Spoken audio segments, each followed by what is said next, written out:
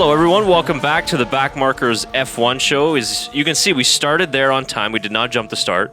Yes. Unlike one Mr. Sebastian Vettel did at this year's Japanese Grand Prix. This is our recap podcast. Chris alongside Shaker. Tyler, this is one of his busy weeks. It is. Well, busy few weeks, actually. Yeah. He's working long hours, so he can't join us, unfortunately, for this episode. So hopefully we'll have him back for the Mexican Grand Prix. It's that time of the year where like every sport in North America kind of starts up.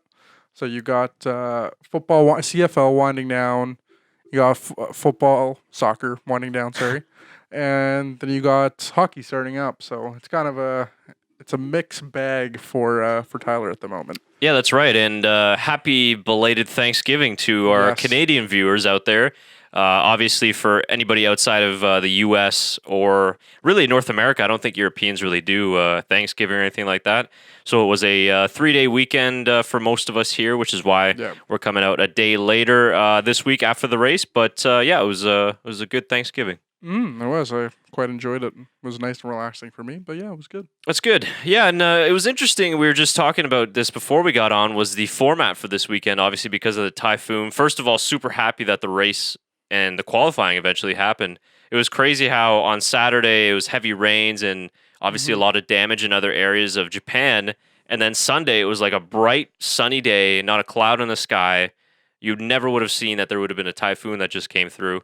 And it was Super Sunday, qualifying at 10 a.m. And I found that the format was pretty interesting. Like I enjoyed the fact that like Sky Sports was on the air from basically qualifying pre-show all the way until the post-race.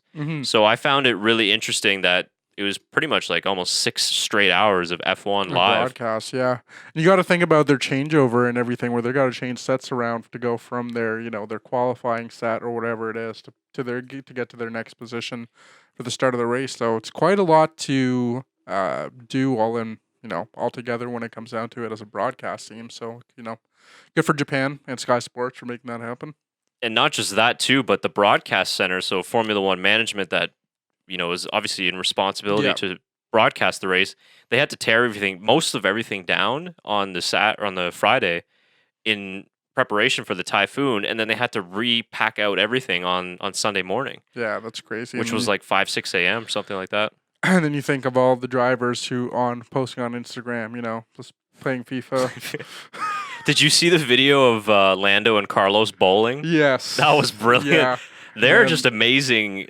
The chemistry that they've got, and they haven't come together on track once this year. No. They're always close together in qualifying, but then like off the track, they're just hilarious. Well, there's been that one incident a few weeks ago where Lando Norris questioned what the hell that guy was doing. Right.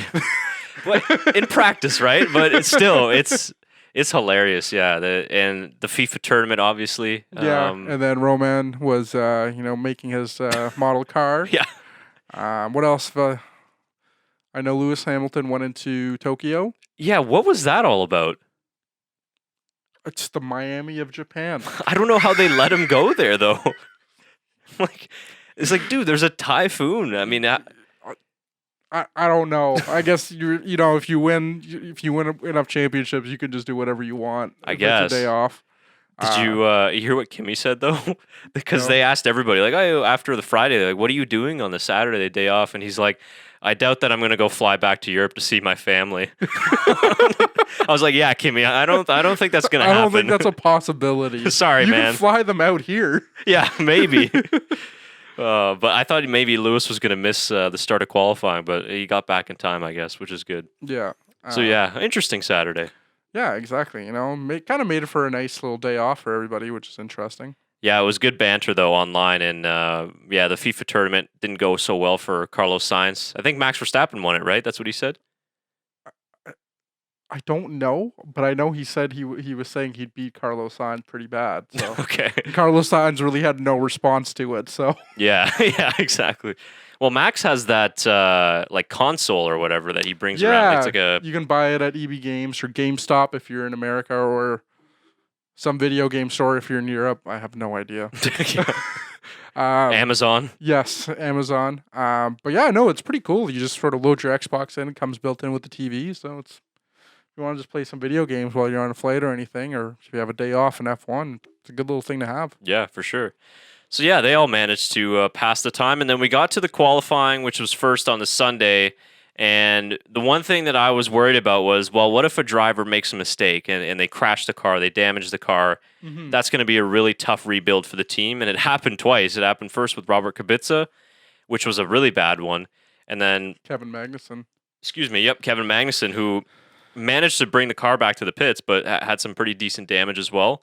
But yeah, Kubica was a weird one. And I mean, I guess it was a mistake, but they were trialing different front wings. They actually had the 2020 front wing on the car in the practice sessions, and I guess if you need more parts, you just take whatever you can get. yeah, they've already written off the season probably like 12 races ago, so they're already revamping for 2020. But obviously, they went back to the old front wing for the race and qualifying, and I don't know if that had something to do with it, but I don't know if it was necessarily 100% his fault, because even though Kubica has his limitations now, he's a really experienced and a very good driver. So for him to make that mistake was quite a surprise. For sure. And then Kevin Magnussen had a pretty bad one. But he had a good race from what I remember overall. He didn't do awful. I think, where did he end up finishing? I think that he did struggle in the second half of the race. Yeah, finished in 17th. 17th. Okay, never mind. I am mistaken. Yeah, I mean, Haas was always on the back foot here, but it's tough, right? Because when you go to, they had that big wind in the qualifying as well, which was catching the drivers out. Yeah. And it was just like tiptoeing their way through Q1 and Q2. And I think in Q3, they were a little bit more aggressive with it. But yeah, what a lap from Sebastian Vettel. Yeah. Kind of, I almost want to say came out of nowhere, because that would have been his 10th qualifying in a row had Leclerc outpaced him. And his first pole since Montreal, obviously, which was almost 10 races ago. And just put in a fantastic lap. And not only that, but if you remember in Singapore when he put in the first lap in Q3, which was really good, and he had provisional pole. But this time he put in provisional pole lap, and then on his second run went about a 10th faster, I think. Yeah, no, he had a very good qualifying. I mean, Ferrari in general had a very good qualifying overall, like they have been the last, like you said, 10 races or so. Yeah, 5th pole in a row. Yeah, it's crazy. Ferrari, yeah. And their Mercedes' pace on the Friday looked so good with their new updates, and it seemed like, okay, this was going to be a track that Ferrari was going to struggle at a little bit more. And then out of nowhere on qualifying, 1-2. Yeah. Mercedes a good 2-3 tenths behind. The Red Bulls were very far off, which is unfortunate. I think, we were right, and the Verstappens were right in the end, saying that they were about a half a second behind. Mm-hmm. They ended up being about 7 tenths behind Ferrari, so that was kind of disappointing, but it all looked good on the Sunday morning for Vettel and for Ferrari. And then in classic Ferrari fashion, they find a way to fuck it all up. I don't know what to say. Like, how do you mess it up so bad to, have such an amazing weekend despite all the circumstances that came to it, and then just mess it up on a start? Yeah. It must be really hard to be a Ferrari fan. Yeah. And I mean, we cheer for them, and everybody knows Vettel's my favorite driver, but Jesus Christ, I mean, Kimi Räikkönen kind of had that mess up. 2 races ago now? Yeah. So it does happen to experienced drivers, but it's just hard to see, somebody that had pole position and was pretty much set up to win this race to lose it on a very bad start, because he was keeping up with Valtteri Bottas the entire race. He wasn't really struggling very much, so it's kind of hard to see.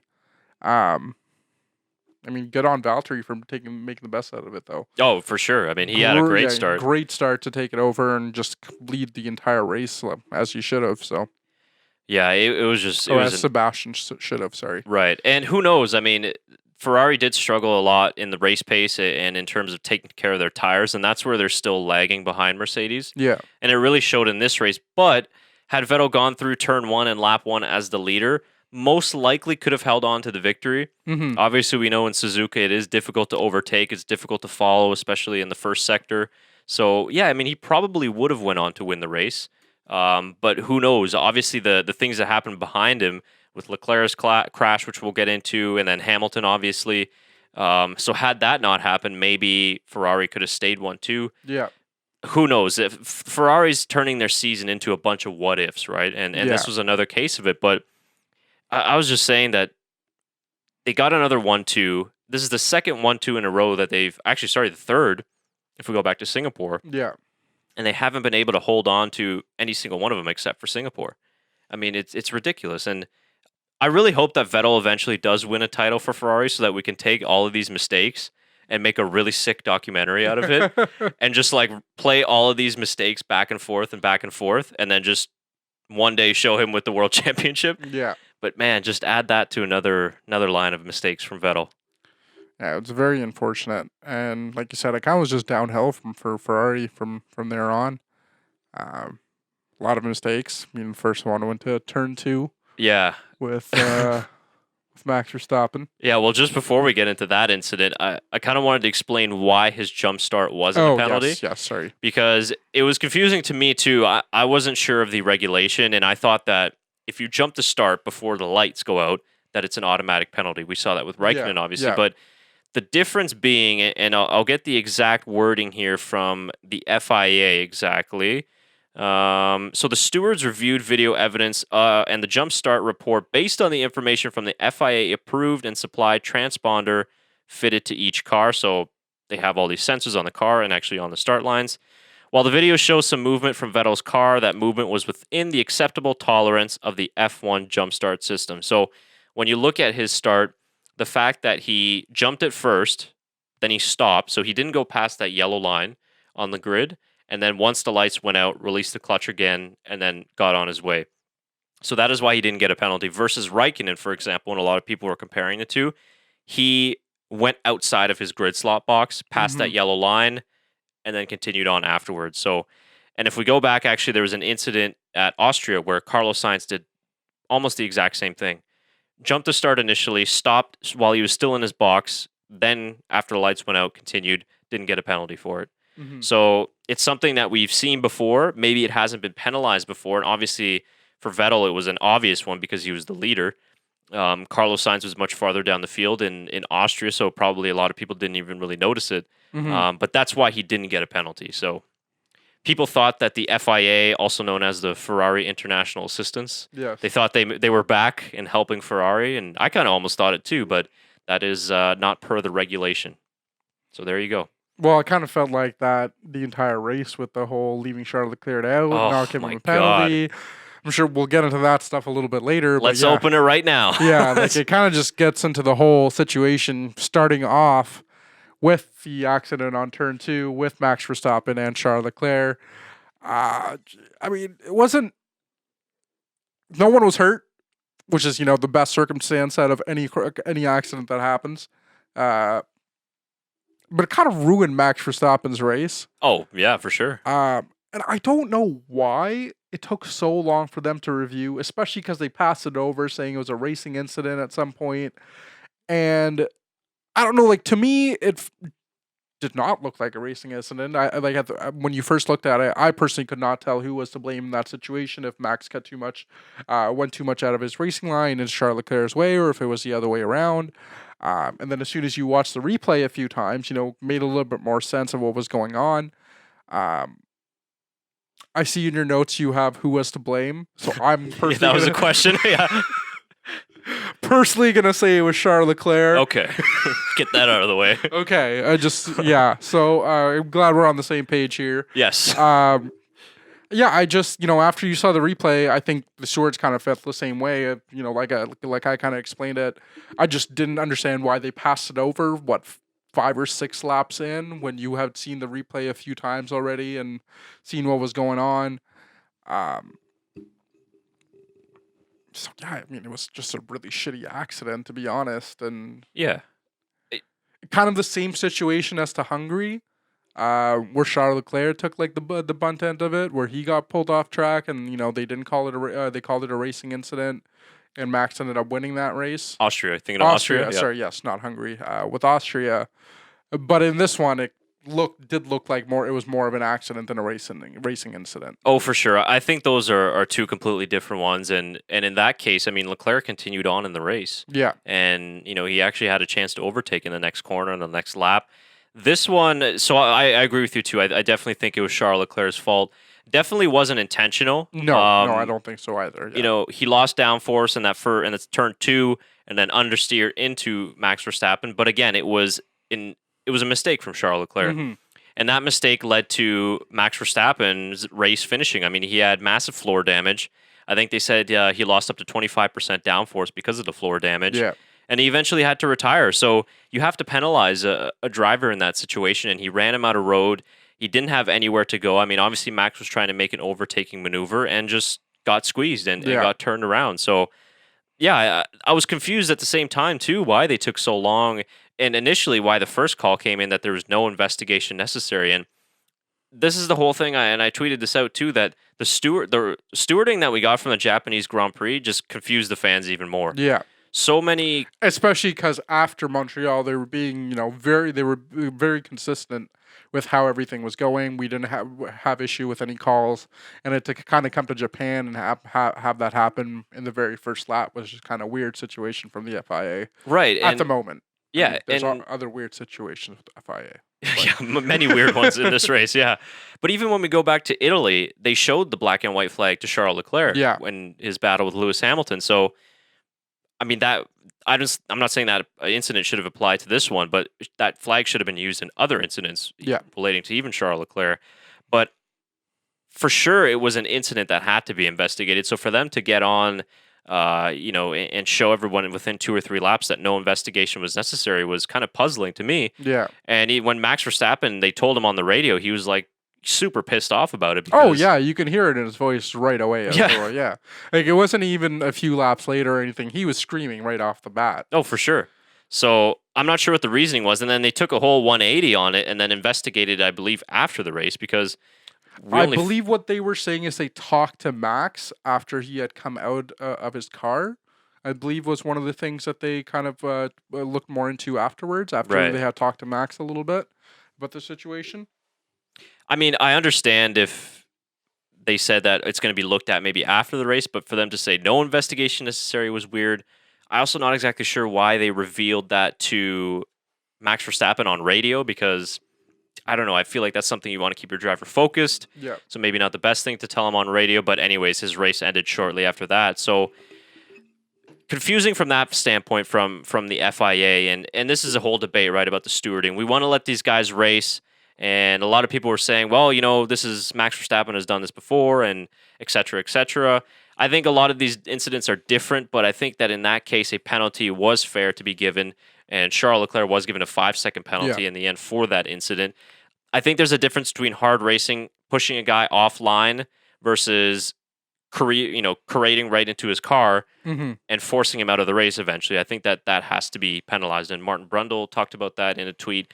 And some other drivers as well. So, but afterwards, I think the part that kind of pissed me off more was what happened between Leclerc, Ferrari, and the FIA, and him staying out an extra, maybe 5 laps or so with that damaged car. Yeah. I have a couple of issues with Charles Leclerc in this race. You've had some in the past couple of races. Yeah, this one is kind of weird. It's a weird situation because like the instance that you're talking about where he kind of stayed out after his front wing was badly damaged, his mirror was not there, didn't exist. Well, actually, sorry to interrupt, but it was there, and he was hanging on to it by his right hand. Yes. I must say that I think F1's getting a little too easy if you can go through 130R one-handed. Yeah, no, I do have to say that. What the hell is that? Well, and you know what the thing is, too, is I saw some people that were saying, because we heard Leclerc on the radio, it's quite okay. I know it looks bad, but it's okay. Obviously, he can't see his front wing because people were saying that, how is Leclerc supposed to see his front wing? Well, it's like Kimi Räikkönen earlier this season when they asked him how his front wings were doing, and he said, "You tell me," because obviously you can't fucking see it. Yeah, exactly. But what he can see is his mirror that's hanging on by a thread because he's holding on to it. Yeah. So he should have known that then you need to pit, but anyway, sorry, continue. Speaking of, sorry, now we're talking about this mirror. Did Lewis Hamilton get a new mirror when he went to the pits? They never focus on it, so I'm not entirely too sure. No, he didn't. He just drove with the one mirror then. Correct. Okay. Yeah. So I feel bad saying these things about Charles Leclerc because it's a weird situation to be in where, like you said, he couldn't see his front wing and he decided to stay out because he thought his car was doing fine. But obviously his pit was telling him to come in. His front wing's damaged. Like, there's debris all over the place, ruining Lewis Hamilton's race at the same time. So, he decides to pit a few laps too late, in my opinion. I'm just going to jump forward to the last 10 laps. When Ferrari decided to have Charles Leclerc pit onto the soft tires, I believe. Yeah, trying to go for the fastest lap. And he was about to say that he doesn't understand why he should come back in, but then he didn't argue. Where I personally think he should have argued in that point to stay out because his tires were doing fine. And with the new graphics we saw at the Japanese Grand Prix with tire wear, big fan of him, by the way. Fantastic, yeah. It really tells you what they're dealing with. He had 70% tire wear left on his tires. So, yeah, I feel bad saying these things, but I guess when you're in the situation of a driver, it's a little bit different. You kind of just got to listen to your team and do as they're told. But what we've seen from the last few weeks of Charles Leclerc, he likes to speak up and say what's on his mind. So maybe Ferrari did have a talk to him about that with what happened in Singapore, Russia. Maybe it was Russia. Both, yes. So maybe he did get talked to after those two races, and he didn't say very much after that. Yeah, for sure. And I mean, it's kind of all their faults. It's the fault of Ferrari. It's the fault of Leclerc as well.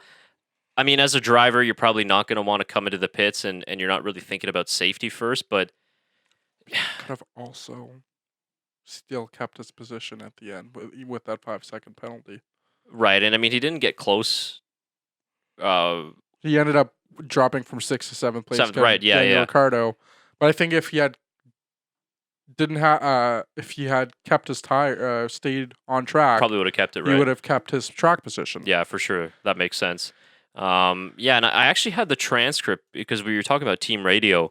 Because we didn't hear a lot of the team radio. We heard, so they initially, let me just back it up to over here. They called him in, and what the teams understand and what we understand as fans is that when there are loose parts on a car, the FIA order you to come in if you refuse to pit. Now, obviously, it's kind of pretty standard that if you got front wing damage, you box the next lap that you can. But as we mentioned, Leclerc wanted to stay up, but it was obvious that he had the front wing damage. Yeah. And, Leclerc was reporting that he's got damage and that they're checking it. And it was on the left side of his car. And right away, parts just started to fly off. They started to fly off. And I'm just going to bring it to this first part of the radio transmission. So he was turning, I'm not exactly sure which lap this is, but he was turning into the apex of turn 15. Leclerc gets the message to box now, box. So his team is calling him in. And Leclerc passes the pit lane exit. He asks why, and then on the start-finish straight, he says again why. It was too late. Copy understood. So he was given the message. Yeah. He ignored the message, and he stayed out. And then at that point, the FIA came in and stepped in because the Lewis Hamilton incident happened where the front wing fell off, or the parts of the front wing fell off, and I'm just going to pull that up here. We can see the damage on Lewis's car. It took off his right-hand side of his of mirror. And when you look at the video, too, I can't believe how Hamilton saw this. Like, I don't know how he's able to see the wing, that part fly off and actually steer out of the way. But that's a very dangerous incident. And this is what really upset me about it, because we've seen Felipe Massa get hit in the face by a spring. Yeah. But this is even worse because Ferrari and Leclerc know that they have a damaged car, and they're still being allowed to run around the racetrack. And that could have hit Hamilton easily in the head. Yeah. I know we have the halo, but the part might have been small enough to be able to hit his visor. Yeah, for sure. And it doesn't matter how small that part is when you're traveling at 200 miles an hour. That's going to make a massive impact. It's carbon fiber. Exactly. I've rubbed my hand over carbon fiber. It fucking hurts, man. Yeah. And the worst part is these are small little splinters. Carbon fiber stays in your hands. You can't push it out in any way. You just have to wait for it to leave your body. It sucks. And I'm sure if you got carbon fiber going across your face or your visor, you're gonna get a little piece stuck in your face. Maybe, and I know the helmets are stronger, but yes. Again, there's only so much that you can do when you have it traveling at that type of speeds. And Hamilton was on the radio, saying it's dangerous. He was falling right behind him. Yeah. Parts are flying everywhere. So then eventually the FIA did step in, and eventually he did pit. And afterwards, he lost the wing mirror, like we showed you. He's hanging on to the wing mirror. Then he lost that wing mirror, damaged Hamilton's wing mirror, and then he stayed out again. And then eventually the FIA did step in and asked him to box, but that was already 2 or 3 laps too late. And he caused some serious damage also to Lando Norris because part of the debris from his front wing got into Lando Norris's brake ducts, and it led to overheating. And that was one of the issues his car had, in addition to the crash with Alex Albon. Yeah. So he affected 2 people's races. I mean, first of all, thankfully Hamilton was okay, and it didn't result in any serious injury. But why the hell the FIA didn't show the black and orange flag, and that flag is meant for a car that is damaged and that needs to be come into the pits to repair it. I just don't understand it. And Ferrari should have done a better job. I mean, they told him to box and he ignored it, but that's where the FIA's got to intervene right away. I mean, we're seeing it live on the broadcast that parts are flying off everywhere, and we didn't even see in detail how close that part got to Lewis Hamilton and eventually damaged his right side of the car as well. So that part really, really bothered me. That it could have ended a lot worse. Oh, for sure. I think that's it, really. That. I mean, I could keep going, but... Yeah, crazy reaction, though, from Lewis Hamilton to somehow be able to see that and to kind of avoid it. Yeah, the one thing I did want to say is Charles' response was, just to let you know, I think it feels fine. I feel like people say that when they're trying not to sound like an asshole, but they're trying to be right at the same time. I'm not saying he was an asshole. Don't take me in that way. I'm just saying. Run with it. That's that's something I would say when I'm trying not to sound like an asshole. Me personally, I'm not blaming Charles Leclerc on this for this, but just saying. Yeah, I got you. I get it. I'm just saying that if he can go through 130R one-handed, just getting back to that clip. Yeah, great move. We haven't seen the last one-hander we saw with Alex Albon in his first race. Yeah. I tried it on F1 2019, and it's possible. It's doable? It's possible. Okay. So, yeah, but I think it's a little too easy. I mean, that used to be a very scary corner, and now he's going through it here, and then just a little tilt. And yeah. Anyways. So he did get a post-race, got 10 seconds for not pitting, and then Ferrari also was fined 25,000 euros for... Makes sense. Not telling him to box sooner. So, yeah, that could have been dangerous. But let us know what you thought of the whole Verstappen incident with Charles Leclerc, and then the subsequent damage that was flying off of his car. And should he have? Obviously, he should have come in earlier. But what do you think the FIA should do maybe in the future to persuade teams? Because I think that is one thing for the team to tell him to come into the pits, but it's up to the driver as well, right? Yeah. And as we saw in the transcripts, he did stay out. And, I mean, he heard it before turn 15, so I think he would have had enough time to, box and confirm and come in. But I think the FIA needs to be a lot quicker and recognize the damage, which we saw right away. Yeah. And I think it was going into one of the Degners that we saw his front wing literally hanging off and sparking on the ground. Yeah. FIA's got to get right on that and say, you have to come in because this is a hazard to the other drivers. Yeah, for sure. And if we want to talk about safety and what we can do to improve these things, then that should be one of the things is bring a driver in. Mm-hmm. Simple as that. So let us know what you thought in the comments down below. But continuing on, another note I made about Valtteri Bottas. A very good weekend for Valtteri. Yep. And he had to wait this long for his 3rd win of the season, about 6 months, if you guys remember back to Baku. Which is surprising. I can't believe that's right? his 3rd win of the season. It feels like he's been doing really well this season, but he only has 3 wins. And it shows you just how quickly the season can get away from you if you're not on Lewis Hamilton's level. And he even out-qualified Lewis here, which has been a pretty good... Yeah, I feel that's been a regular thing for him this year, though. Yeah, I don't know exactly what the qualifying head-to-head is, but he has out-qualified him in tracks that you wouldn't expect, like Silverstone, here in Suzuka. So he's done a really good job there. I think he's done... Since he's come to Mercedes, this has probably been his best qualifying season so far. But he could have had 2 more race wins under his belt. I think so. I think there was a couple of scenarios that when we look back at it, he probably should have had more than 3 for sure. Obviously, in the last 10 races or so, Mercedes have been on the back foot a little bit, and he's kind of fallen back a little bit. But I think he had a really good weekend, controlled the race very well once he got out to the front. Was a little bit dodgy there with Lewis in the later stages of the race. They didn't think that Lewis was going to come in, but luckily Mercedes stayed true to the strategy, and then Bottas eventually took the win. And did you hear his team radio? Yeah, that was Brilliant, man. He's got an amazing sense of humor. And if you guys didn't see it, he got onto the radio and he's like, he is gonna come in, right? well, oh no. So you're talking about that one? I'm talking about that one. Oh, okay. I was talking about a different one. This one was post-race. He got on the radio and he's like, he's doing all his thank yous or whatever. And then he's like, James, it's Valtteri. Well done. Thank you. that is a good sense of humor on him. He did say he'd get him one, later on this season. So that's true. Good for James for keeping his word. He got him Shout one. out to James, yeah. I totally even forgot about that. Yeah, remember we were wondering. I'm like, oh, maybe this is the race that they're gonna pay him back on. But true, they did. They did pay him back for one. But yeah, I also did love his comments. Like, he is gonna come in though, right? Like he is gonna come in. And you know that he was not sure. He wasn't sure. I wasn't sure watching that race. I'm like, realistically, he could probably go to the end of the race and keep that position. He could have. What I was thinking. So I was just like, well, he might not.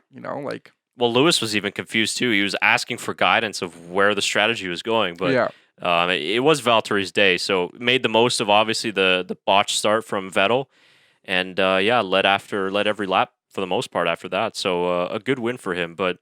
Disappointing, though. I think that he'll look back on this season and he'll be satisfied and happy with how he bounced back from 2018, but I think he'll be a little disappointed that he couldn't get closer in the championship. Yeah.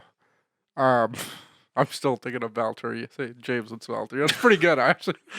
James, it's Valtteri. Good job. Yeah, no, that was pretty good. I hope people let him drink his coffee this week after the race. I think they did. I think he had his porridge as well. You remember that? Nice, yeah. Well, and on Sky Sports as well after. Now, I don't know if this was live, but they're walking down the pit lane and they're asking him questions about the race. How's the victory? And then they asked him, remember the first race of the season, he had his famous line of "To whom it may concern, fuck you." Yeah. And then they asked him a similar thing. He's like, "Was this another one of those scenarios?" And then he said like the same thing again, but I don't know if it was live or not. I was just like, the commentators kind of looked at him like, oops, like, oh shit. Definitely live. Yeah, probably. Because their race was live the whole weekend. So Valtteri doesn't care. I like it. No, he really doesn't. Yeah. I mean, it's nice to see it if you kind of know you're the number 2 driver. You can do kind of in control of what you're going to be doing next year. So yeah, why not say what you want? No, I mean, he's at a good place right now. He's got his contract confirmed. So yeah, we'll see how he does for the rest of the year. Another driver I wanted to talk about, Carlos Sainz. Another P5. I mean, great race for him. Again, like I said, last race, he was kind of in Lando Norris's position, the races before that.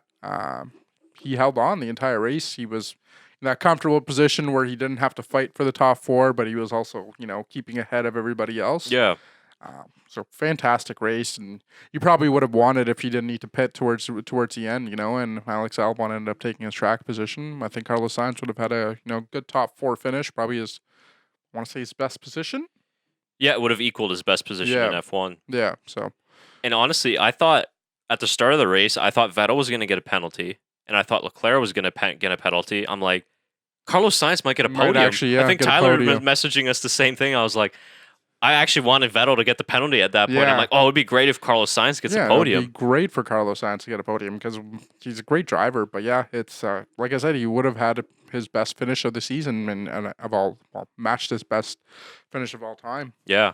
Yeah, but regardless, I think it's great. Unlucky for Lando Norris. Last couple races, he's qualified pretty well, but then he had the contact with Alex Albon. He had the debris fall into his brake duct, and then in previous races as well, he's either had a slow pit stop or mechanical failures. So, I mean, he's still collecting points, but it's just he could be there with Carlos Sainz as well. But we're seeing the difference in terms of Carlos Sainz with a couple extra years of F1 experience. Yeah, he's able to craft his race much better, and his pace, man, was pretty good. And he even had some contact with Lewis Hamilton. He's been racing Lewis Hamilton a lot on the first lap this year. Yeah, for sure. So I like it, man. I think he tried to go for an overtake in the first lap too, didn't he? Hell yeah, he did. He almost had it too. Yeah. Yeah, and I think minor contact didn't really affect either guy, but yeah, he's great, and I think McLaren, they're knocking on the door. If next year they can do a little bit better, they might snatch a podium or two. To make up for his FIFA loss. He did, yeah. He did get a bowling win though, so he's okay. 2-0 up on Lando Norris this weekend. So good weekends for Carlos and Suzuka. And we just mentioned him, Alex Albon as well, best finish in Formula One to date. Yeah. Not only the P4, but also matched Max Verstappen in qualifying. And when I say matched, I mean to the thousandths of a second. Yeah, exactly the same. So yeah, no, amazing weekend from him. Yeah, like I think the only fault in his race was that little incident that he had with Lando Norris. I don't think there was any penalty given for that incident either, so it's kind of just more of a racing incident. I mean, kind of didn't really ruin Lando Norris's race, but because he was going to pit in that anyways, kind of just put him back a little bit. But he recovered fairly well, and I think that was the only, like I said, only fault in Alex Albon's race. Yeah, he sent it. I only saw one angle of that, unfortunately, after the race. So I'd like to see another angle before I could kind of really see exactly whether it should have been a penalty or not. Yeah. That one was a borderline one, though, because, I mean, the door was somewhat open from what I saw from the onboard, but he did send it from a long way away. And, you know, Norris was already committed to that corner. So I'm almost thinking that Alex Albon was very lucky to get away with not getting a penalty there. Yeah. Because, I mean, I know Fair Lando enough. was going to pit the same lap, Yeah. but still. He wasn't too happy about that. No. But But they're great friends, and we saw afterwards in the race, you know, he gives him a little bit of a bump, and good for Lando Norris, man. He took it on the chin. yeah. I mean, that's what you want. It's both their first years. They've raced together growing up, so they kind of know each other's race a little bit. And we mentioned it before we went on. There was a couple races ago when Alex was, I think, his second or third race for Red Bull, where he almost he was about to overtake Norris, and Norris just kind of gave him the space because you saw in the interview afterwards where he was like, I didn't want to hit Alex, you know. Yeah. That was just what it came down to. That's what I was aiming for. So, yeah, I feel like Alex got Lando Norris back for the nudge from last race. Yeah, he And did. then But on track this time. on Yeah. track. And then Lando was just like, okay, well, if I get him this time, we're actually even because he got me on track. Yeah. You know? So Yeah, good banter between the two. And the guy that was in his car last year, Danny Rick. We haven't talked much about Daniel Ricciardo this season, and it disappoints me, man. we have talked a lot about Danny Rick, just not in good situations. Yeah, not in good situations, and I watch sometimes some highlights from last year, and I look at his moves and his race wins, and it's just like, man, I really wish he would have stayed at Red Bull because Renault has been a disaster this year, and we'll talk more about it in the whole season review. Yeah. They're doing a little bit better since the summer break, but yeah, not the greatest season they've had. It could get even worse if you guys haven't heard about it. But before we get onto that with Renault, I mean, a great drive from Daniel Ricciardo, P16 to P6, and he was on that Renault special strategy where they just leave him out as long as possible until there's like barely any tread left on the tire, and then they bring him in. But this time it worked out fairly well because he re-entered the track. I think he was around P11, and then they let the Honey Badger loose. Yeah. And you heard it on the radio after he passed all those cars. He got past Hulkenberg. They're like, go get him. And he's like, thank you. He's like, I will. Like, I will go get them. And that's exactly what he did, man. Pulled off some good overtaking moves and finished P6 because he was bumped up from Charles Leclerc's penalty. Yeah. So he was originally 7th, but finished 6th. So really Best good. finish of the season. Second best. He was P5 in Italy. Oh, okay. Yeah. Or actually, sorry, I think he might have been P4 in Italy. Yeah. Interesting. I believe he was P4 actually in Italy because Hulkenberg was P5. If I have it over here. Yes, Daniel Ricciardo, 4th place in Monza. So that was a good result for Renault in that race. But it's just unfortunate. And we look back at the move from Ricciardo, and we were talking about this when he made the move, and we said, well, you know, people said the same thing when Lewis Hamilton went over to Mercedes. Mm-hmm. I look at this, though, as a difference of when Lewis was at that 1 year at Mercedes in 2013, they still won a race or two. Yeah. He still had podiums, a couple pole positions, if I'm not mistaken.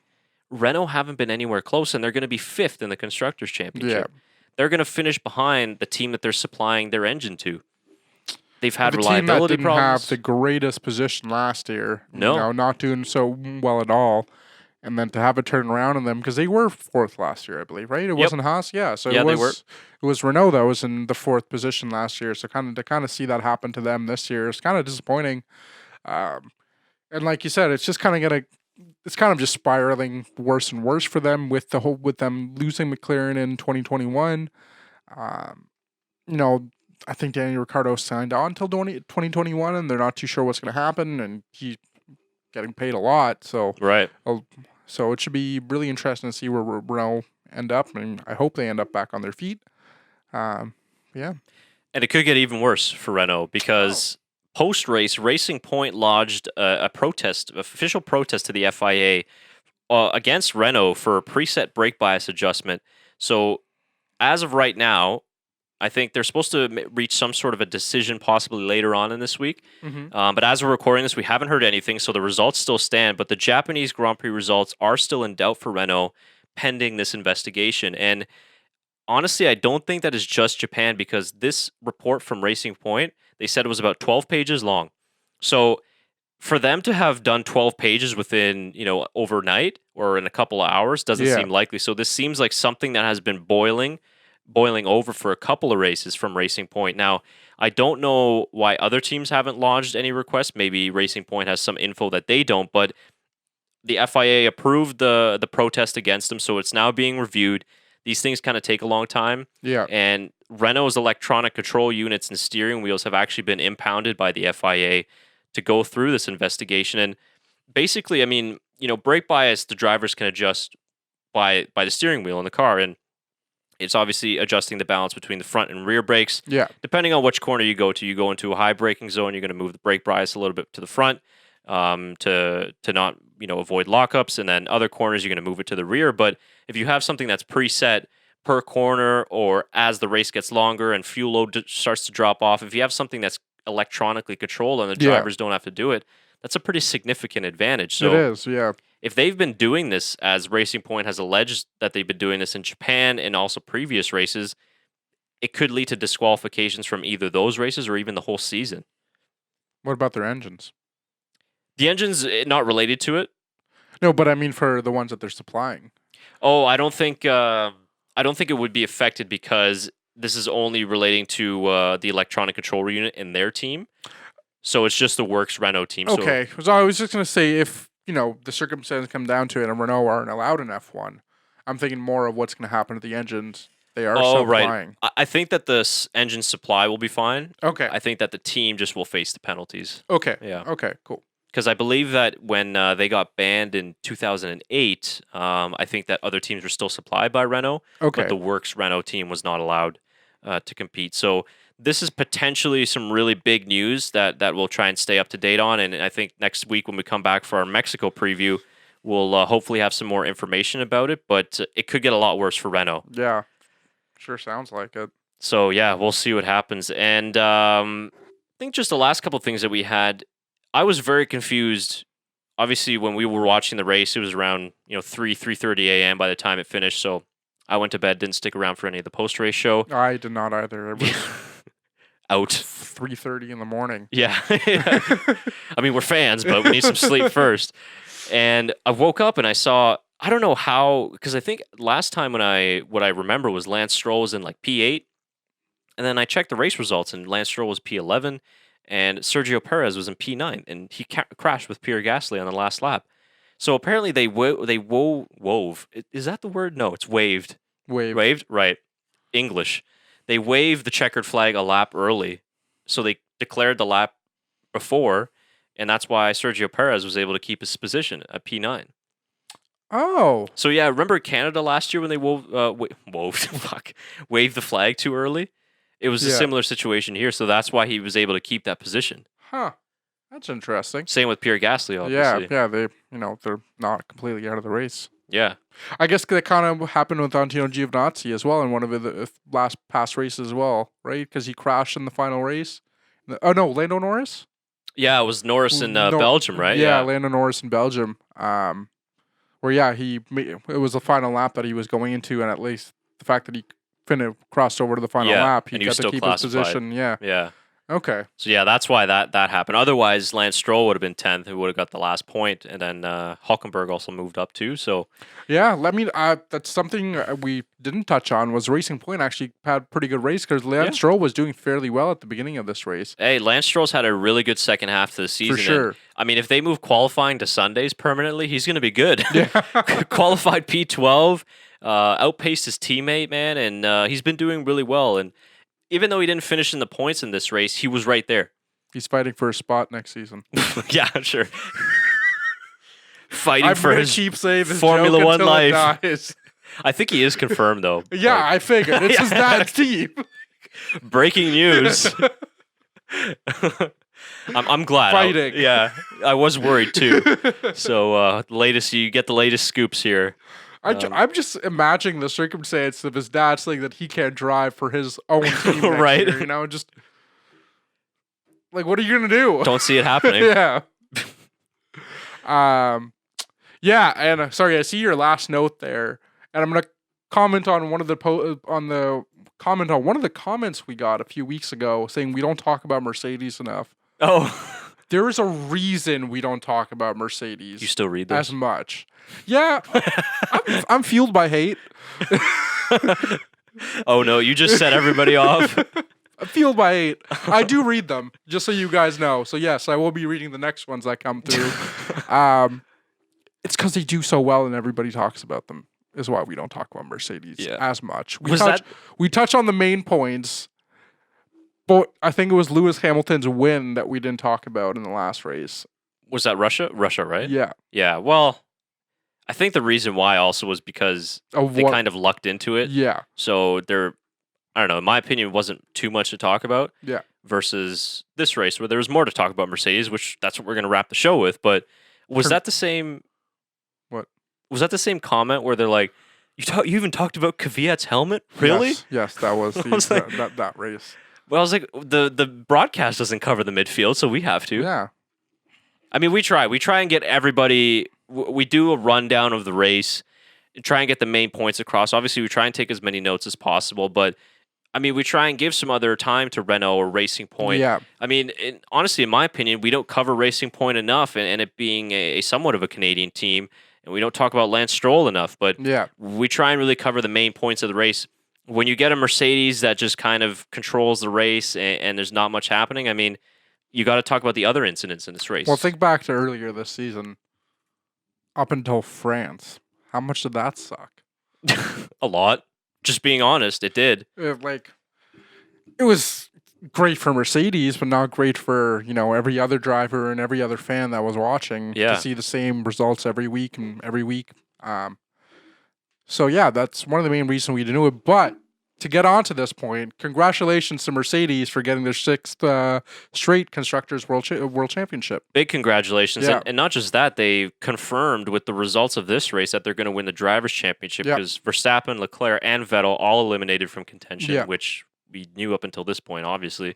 So but it's now just Valtteri and Lewis Hamilton in it, pretty much. Right, and I mean, it's pretty much Lewis Hamilton. Yeah, he can clinch in Mexico. We'll go through all the stipulations in our preview, but it's a little bit harder for him because Valtteri winning in Japan, so he has to make up quite the gap. But it's set in stone pretty much, and it's the first team in F1 history to ever clinch 6 in a row, both constructors and drivers' championship, which is insane. And they match Ferrari's 6 consecutive constructors' championships from 2000 to 2004. Or I think, 1999 to 2004. I believe that's what the record was. But yeah, I mean, it's crazy. It's been a crazy era for them. When we look at where they've come from in terms of when they first came back in the sport in 2010. Yeah. And they were awful. They were nowhere with Michael Schumacher and Nico Rosberg. And a lot of the credit, I think, has to go to Niki Lauda, who obviously, it's great to see them win and dedicate this to Niki Lauda because he was so integral in getting Lewis Hamilton to the team, in the team growing into this juggernaut of a Formula One franchise now. And also, I think Schumacher had a lot to do with it, how he helped develop that team into the future. Ross Brawn, another one. And the leadership from Toto Wolff, they've just been able to get the best minds in F1, the best employees, whether it's from the social team to aerodynamics to the engine side. Racing Point has the best social team. Correct. Yeah. Yes. Lando They're Norris has the decent. best social media. Other than that, they're great. Right. The parts that really matter, like aerodynamics, chassis, they've got the best there. And it seems like a great environment to work in. It's that German efficiency that they're famous for in their road cars. They've applied to F1. And listen, like, let's be honest, the competition for them hasn't been that great in the V6 hybrid era. They've dominated every single season, even the seasons where Ferrari have gotten close, they've dominated. But it's not their fault. It's the fault of the other teams that haven't been able to catch up. Obviously, Ferrari and Red Bull being those two teams. And even when last year, for example, Ferrari arguably had the best car on the grid, Mercedes still won both championships. So, yeah, one of the things I wanted to talk about is something that F1 posted today, comparing Schumacher's stats to Lewis Hamilton. And they've done the same amount of races now, 246. But with 246 races, Schumacher has 91 wins, where Hamilton has 82 wins. And obviously, Schumacher has 7 titles, where Lewis Hamilton only has 5. So I was talking to a couple of my buddies about this just like earlier today. Mhm. And I think the biggest, not conclusion, but, kind of, I guess, kind of a conclusion we come up to was the best way to describe it is it's kind of, you think Mercedes kind of had more of a dominance compared to, and you think Lewis Hamilton had more of a dominance in the past, 7 or 10 years, with the amount that Mercedes has won. But I was really surprised to see the stat because I thought Lewis Hamilton was a little bit closer to the amount of wins, or had more wins than Schumacher. So it's kind of surprising to me. Because what is he at now? I think he's at 82. Yeah, he has 82 wins. I think the difference there being was More races in a calendar year. that as well. Yeah. Good point. But also the fact that Michael, I think, had a little more success early on in his career because he got to Benetton pretty quickly and they won races, obviously world championships. Yeah. Whereas when you look at Hamilton, obviously he won in McLaren his second year with them. But after that, McLaren weren't able to win a championship. Yeah. So Lewis went from 2009 to 2014 without a world championship. Yeah. And limited race wins. Obviously, Red Bull had their period of domination then. But I think that's sort of the difference there. But when you look at the stats, and I don't have the exact figures in front of me, he's won like 60 or 70% of the races in the past 6 years, which is ridiculous. I think he's had more. I guess no, same amount of races as Schumacher at this point. I think if you check WTF1 on Instagram, I think they posted an infographic of Lewis's wins in his career, and you can see the progression. It starts like wins per year. It goes, like 2 or 3, and then 5, and then 3, and then 1, and then in the last like 6 years, it's just trophies after trophies after trophies. It's crazy. Their domination has been unreal, and it's why he's going to get his 6th title afterwards. And I think that once he officially clinches his world championship, we can maybe have a little bit of debate about who the greatest of all time is. And obviously, Schumacher, but it's whatever. It's not a debate. We can get into it. I think so. I mean, at the moment, once he gets to that 7th, I think we can probably. It's a kind of a pointless conversation anyway, but it provides good banter. Yeah, it's like who's better, LeBron or Michael Jordan? Yeah, it's like Michael Jordan, but whatever. Yes. Yeah, it is. Whatever, Even Kobe's you better can than think it's LeBron. LeBron, but it's fine. It's cool. Yeah. Like I said, I'm fueled by hate. I love it. But, that's one team that we've hated on a lot. But again, it's weird because they made the most out of the regulation changes, and they've just been the best team. And I think that even if Ferrari had the best car, or even in a better car, I'm not so comfortable in saying that Ferrari would win the championship. Yeah. I think Ferrari would have to have a significantly better car than Mercedes in order to win, because look at it. Anytime Mercedes gets a 1-2, they've converted it. Yeah. I mean, what did they open the season with? 6 straight 1-2 finishes? 1-2 finishes, yeah. Something crazy like that. Ferrari just had 2 in a row, and they couldn't convert on any of them. Yeah. So every area they're good.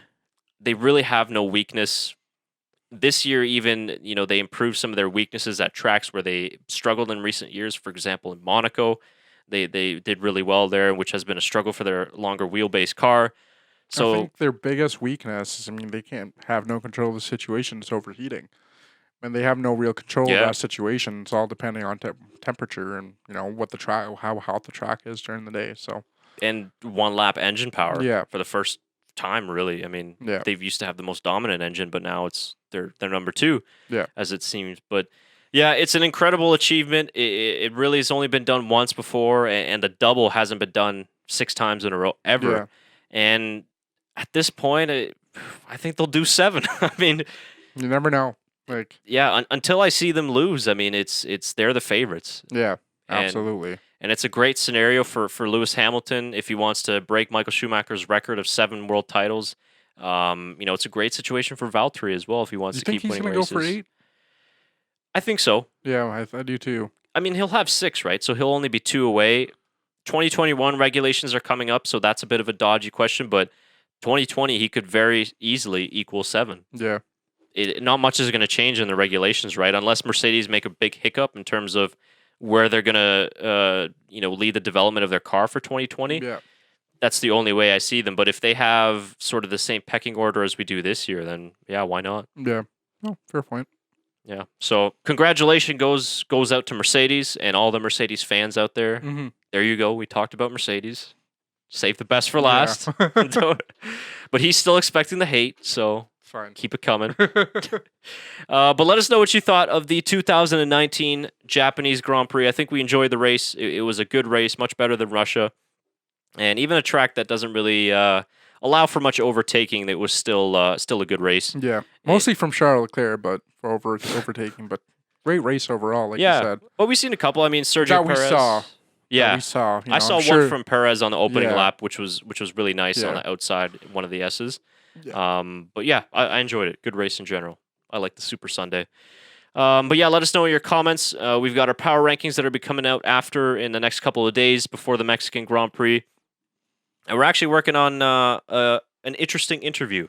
Yep. That it looks like it's going to happen. Now, we don't know if it's going to be this week or in the next couple weeks, but we won't reveal too much at this point. It seems like it's going to happen, and we're really excited for it. Yeah, it should be a good interview. Yeah, and mainly we want to interview this individual to kind of explain to us the 2021 regulations and what's going on. The deadline is coming up at the end of this month, and I know a couple of you have commented about why we haven't talked about it yet. So this would be a good opportunity to hear it from somebody who knows it really well. We don't want to get into, skeptical kind of stuff and just guessing what it's going to be. We want to wait for more of the rules to kind of come out for 2021 before we start discussing that. So. Exactly. I know there's been a ton of changes in the last Yeah. couple months too, so it's been a bit hard to follow. Yeah, exactly. So Yeah. So we'll let you know when that happens, and looking forward to that for sure. But I think that about does it for us tonight. I think that's it. Yeah, cool. All right, thanks, guys. If you haven't done so already, give us a subscribe down below. Make sure the notifications, that little bell beside the subscribe is hit. That's why you get the notifications when we get a new video, so we appreciate if you do that. And we'll be back next week for the Mexican Grand Prix preview. Till then, see you. Thanks.